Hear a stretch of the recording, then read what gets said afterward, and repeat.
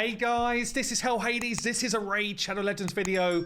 We're warming up to the weekend. We've just got our Raid Digest drops. We're going to go through it. There's also a 2x chance right now on Void Legendaries at the same time as a Odin. I've got 2 Void Legendaries.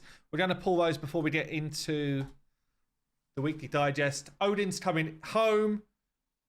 Oh, we've got an epic. We didn't manage to get Yumiko a couple of days back. I am dry on shards right now, apart from my primal. So, we didn't get Odin. Anyway, let's go into this info.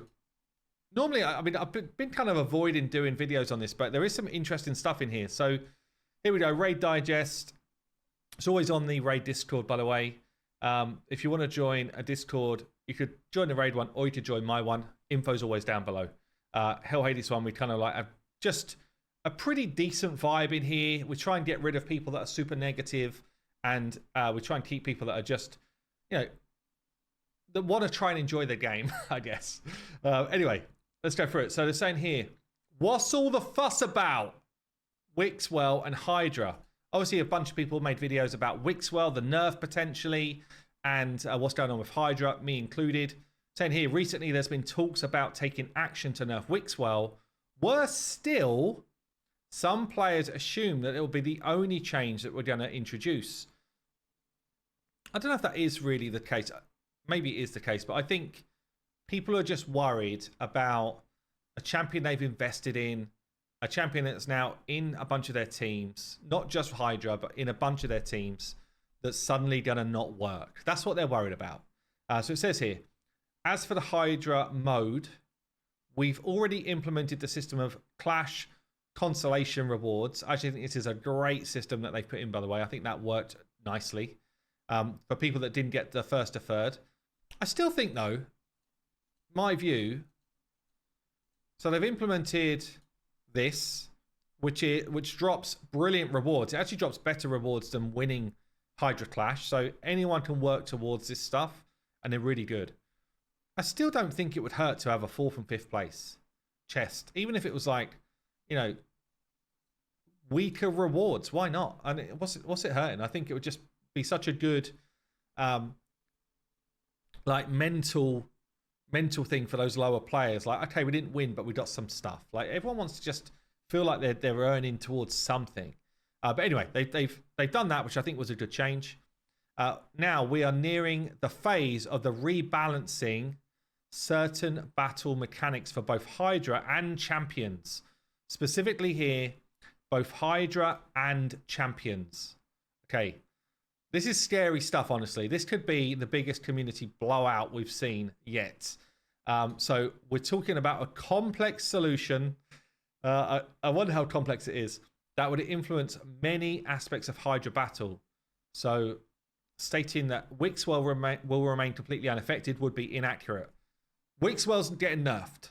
We don't know how exactly, but that's just confirmed that Wixwell will be nerfed or changed. In essence, the changes in question are aimed at preventing the few overpowered teams from totally dominating. So I guess this is their call out to say then they're going to nerf some stuff, and it really should be. And if we find any other absolutely OP things in the future, we're also going to address it really fast.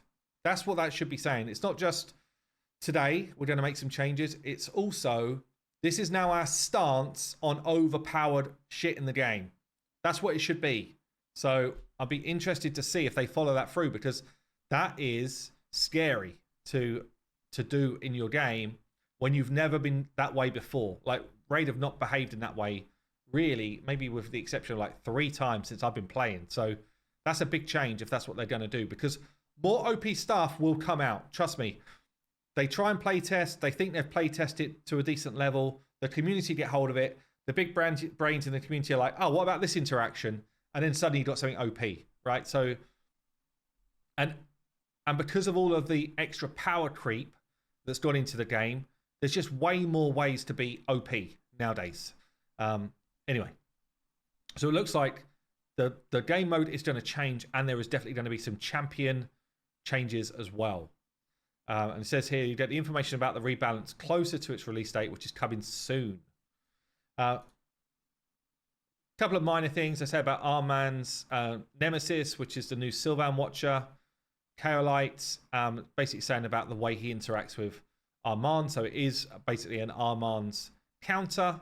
The other thing I wanted to call out here, actually this is interesting. The red dot in the siege is a visual glitch. Please fix it. I hate having to click in there every single day. But this is one I wanted to call out. The other thing. The Deck of Fate for Freya is coming. It's happening. It's Freya's time to shine on October the 7th. So on Monday, we're launching the Deck of Fate, where you can get 100 fragments for Freya. You'll be able to earn points by summoning souls. It's not shards. Souls from soul stones and upgrading champions. Ooh. So the upgrading champions bit is good. Don't get me wrong. Doesn't mean everyone's going to be able to do it, but it does give you a second avenue. Summoning souls is generally pretty harsh. Like, I don't summon often. I don't buy really ever unless there's a particularly good deal. And, you know, I've got a chunk. This will probably get me nowhere near a Freya. This is the concern. It's much harder to just have this. You don't earn these resources anywhere near as easily as you do, say, shards if you're, you know, later game. I do have a bunch, though, don't get me wrong, of just stuff that I've been gathering up because I do the Iron Twins now and then. But yeah, you can see I've got a decent amount and I'm probably nowhere near what I would need to do to get a Freya. Probably maybe like, I don't know, a 20th of where I need to be, I'd imagine, something like that. So it's not going to be easy, but it is going to be souls and then upgrading champs. Again, I did a video really recently about how to do the upgrading champion part effectively. Okay, so it says here, don't rush to summon your champion. Sorry, don't rush to summon the champion on the first day because there's going to be a clan v clan coming. Now, also, don't rush to pull your souls on the first day either. Depends on how long this is going to go on for. But if it's more than a one-day event, summoning souls gets you a lot of points in clan v clan. I know everyone still will do it on the Monday because no one's got an ounce of patience in the world anymore. But if you can just muster one day of patience, you might get yourself thousands of points in souls. So bear that in mind. So saying here, the clan versus clan tournament does have personal rewards. The 90th, the 90th installment of Clan v Clan is coming on Tuesday. You can get easy points for summoning Freya if you get her. Oh no, so it's no personal rewards. No personal rewards, but easy points for summoning Freya is what they're saying. You'll get yourself 30,000 points if you just wait until then. Yeah, that's it. I mean, the Hydra Clash is a bit of a watch and see. And Freya finally here, and it is souls. Who's got enough? Let us know. You will also get, if you're doing Hydra, more souls on the Tuesday. Don't forget that as well. Anyway, have yourself a good weekend. I'll see you soon.